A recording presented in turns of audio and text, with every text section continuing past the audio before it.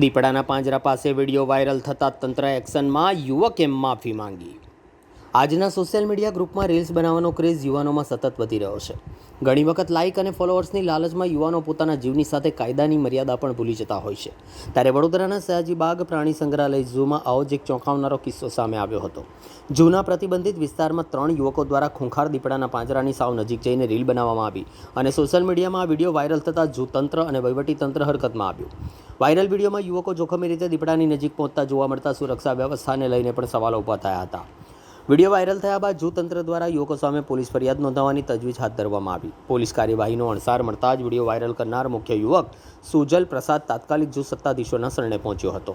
સુજલ પ્રસાદે zoo curator સમક્ષ હાજર રહી પોતાની ભૂલ સ્વીકારી માફી માંગી। બીજી તરફ સુજલ હજી વિદ્યાર્થી હોવાનું તેનું ભવિષ્ય ન બગડે તે માનવતાવાદી અભિગમ સાથે ઝૂ તંત્રએ તેના વિરુદ્ધ પોલીસ ફરિયાદ નોંધવાનું ટાળ્યું હતું।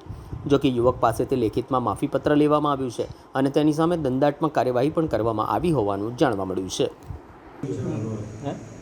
क्या नाम है आपका? मेरा नाम सुजल प्रसाद है और मैं मक्करपुरा में रहता हूँ। और हम लोग कुछ दिन पहले माटी बाग गए थे 3 मई को 4:30 बजे। तो हम लोग लेपर्ड वाला जो जिसके अंदर नो एंट्री था उसके अंदर हम लोग चले गए थे। हमको मालूम नहीं था, तो उसके लिए सॉरी, मैं माफ़ी चाहता हूँ। और आप लोग भी मत जाओ और ऐसी गलती दोबारा नहीं होगी। जी, आप वहाँ गए तो आपने जो मैसेज अपने रील में दिया तो अभी क्या मैसेज लोगों को देना चाहेंगे आप? आपने रील में तो बोला था, लेकिन अभी रील के माध्यम से भी क्या बोलना चाहेंगे आप? मतलब आप मेरे से घुस गया था, आप मत जाओ। जैसे मैं नो एंट्री पे घुस गया था, वैसा गलती आप ना करें। और मैं नो एंट्री में घुस गया था। तो जिस तरह से आपने लेपर्ड की छेड़ती की थी, तो क्या लोगों को बोलेंगे कि ऐसा करना चाहिए या नहीं करना ना क्या बोलेंगे? ना नहीं करना चाहिए। मतलब क्यों नहीं अंदर- करना चाहिए? मतलब खिलाफ है, रूल्स और गाइडेंस से खिलाफ है वो, इसीलिए नहीं करना चाहिए। गलती लगती है आपको? हाँ हाँ आप मानते हैं आपने गलती की? हाँ ऐसा? हाँ हाँ। और क्या आप बोलेंगे क्या? मतलब आज के बाद नहीं होगा सब। क्या करते हो आप? पढ़ाई करते हो? पढ़ाई के केपीजी कॉलेज में पढ़ाई करते सिविल इंजीनियर।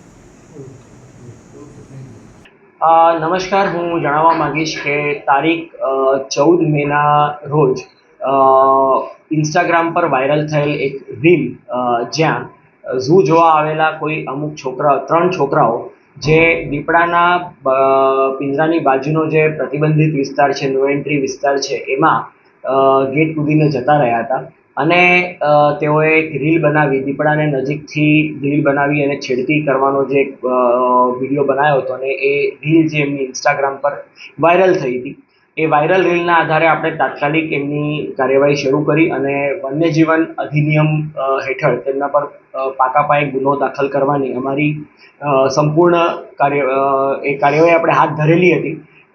સદર બાબતની જાણ સયાજીગંજ પોલીસ સ્ટેશનમાં કરેલી હતી અને આ બાબતની જાણ વન વિભાગને પણ કરેલી હતી અને ઝૂ ઓથોરિટીના નિયમ મુજબ ઝૂમાં પ્રાણી પક્ષીઓની પજવણી કરવી તથા પ્રતિબંધિત વિસ્તારમાં પ્રવેશ કરવા માટે જે ગુનો સેક્શન 38J અને સેક્શન 51(1)B અંડર ગુનો દાખલ કરવાની અમારી કેસ કરવા અમે સંપૂર્ણ કાર્યવાહી કરવામાં માટેની અમારી તૈયારી થઈ ગઈ હતી।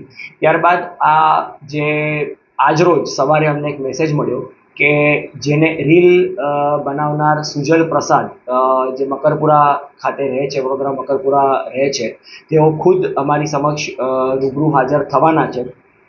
છોકરાનું સ્ટુડન્ટ એ જોઈ અને અમે આ રાહ જોઈ કે એ જો સામેથી હાજર થાય તો આપણે એની સામે પાકો કેસ કરીએ તો એનું આખું સ્ટુડન્ટ લાઈફ, એનું કરિયર ખરાબ થાય, એટલા માટે અમે કેસ માટે અટકાયા અને આજરોજ 3:30 વાગે સુજલ પ્રસાદ એના પિતાશ્રી સાથે અમારા ઓફિસમાં રૂબરૂ હાજર થયા અને તેઓએ મીડિયા સામે કબૂલાત આપી કે તેના દ્વારા આ ભૂલ થયેલ છે અને હવે પછી ભવિષ્યમાં કોઈ દિવસ આવી ભૂલ કરશે નહીં। તેમ છતાં નિયમ મુજબ જે દંડની જોગવાઈ છે એ દંડની જોગવાઈ કરવામાં આવશે અને લેખિતમાં માફીનામું સુજલ પ્રસાદ જોડેથી લેવામાં આવશે, જેથી કરીને ભવિષ્યમાં, અને આ મેસેજ હું ક્લિયર આપવા માગું છું, છોકરાઓ જે ભણો છો સારી રીતે ભણવામાં પોતાનું ધ્યાન આપો। આવી રીતના રીલ્સ બનાવીને ફોલોઅર્સ બનાવીને આ એક મેસેજ હું સોસાયટીને સમાજને ખાસ આપવા માગું છું કે ઝૂ બિલકુલ જોવા આવો, સારી રીતે ઝૂ જુઓ. ઝૂ જોઈને જ્ઞાનની વાતો તમારા રીલ થ્રુ સ્પ્રેડ કરો, નહીં કે આવી વાતો કે જેનાથી સમાજમાં ખોટો મેસેજ પાસ થાય અને યુવા પેઢીને ગેરકાયદેસર પ્રવૃત્તિઓ કરવાનું પ્રોત્સાહન મળે, એવું ના થવું જોઈએ. યુવા સમાજનો એક બહુ મોટો ભાગ છે. છોકરાઓએ આવી વસ્તુઓ કરવી ટાળવી જોઈએ. યુવા લોકોથી નાના બાળકો પ્રેરિત થાય છે. તમે સમાજનો માટે તમારે એક પ્રેરણા સ્વરૂપ બનવું જોઈએ. આવી પરિસ્થિતિમાં આવા વિડીયો બનાવી અને વાયરલ કરવા એ સદંતર અયોગ્ય અને ગેરકાયદેસર બાબત છે.